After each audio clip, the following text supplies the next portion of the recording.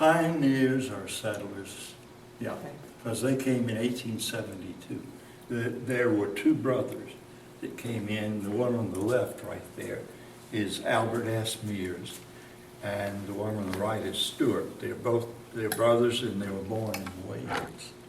But they went to Australia before they came here and worked on their uncles or cousins' sheep farm. So they came here, they found out that they could buy land, and they bought about 300 acres that we're standing on for $1.25 an acre. Wow. So, and then, like I said, Albert married a young lady named Adela Crowson. She grew up in Ocala, but they were married at her uncle's house, who was a Jeffords over here in Clearwater. That the street that the hospital is on is called Jeffords Street. So apparently, Which hospital? Morton Plain, and they moved here and bought land.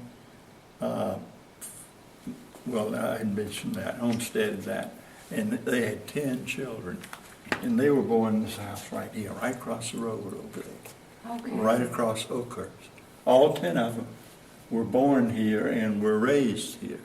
Some of them married young, but they were here. They lost one child at birth, but they were very prominent. They were one of the first ones here. Now there were some that settled over on the other side of the roads that run close to us, like on Seminole Boulevard. Yeah, the Campbells came in about the same time. And I need to tell you about Aunt Belle. If you can see her up on right there on the left, she's got that big hat on. But the 10 children wrote her. She lived in London, and it was just like it is now. They wrote her and said, "We've got a beautiful lake, spring-fed lake. We have beautiful oak trees, palm trees, and a few pines, and they're beautiful. There's beautiful Spanish moss on all of those." And so she wrote back, said, "Name it Oakhurst." That's an English name for beautiful land. It's impressive to us that we're standing on the land that they were. And this Vance, one of the children, built this house right up here on the wall that we have a picture of. And he built that in about 1902. And it's so pretty that it shows the lake, spring-fed lake, and the home with the bay window and all that.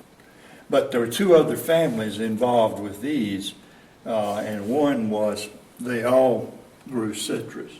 And this debonair-looking gentleman over on the right, I won't bring it over, but that's a guy named Robert Leach, Leach, and he came from England, from Somerset County in western England, and he was bound and determined to raise oranges and grapefruit, and he did.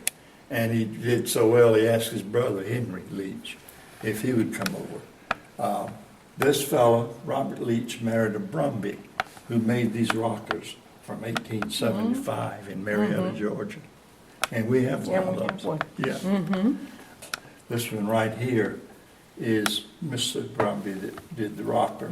He went to an auction in Marietta, Georgia.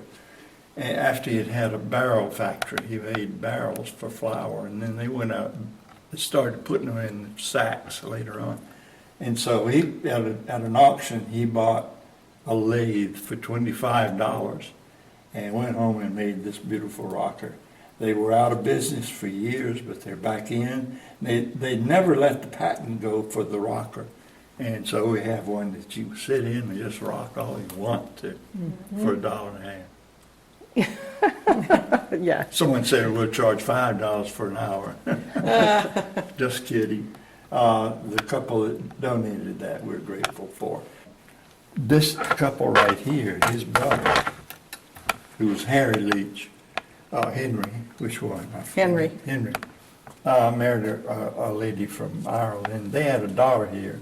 Her name was Elizabeth. That was when she was a child.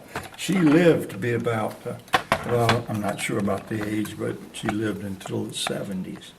and she was a writer, an artist. She was a wildflower expert in Florida flowers.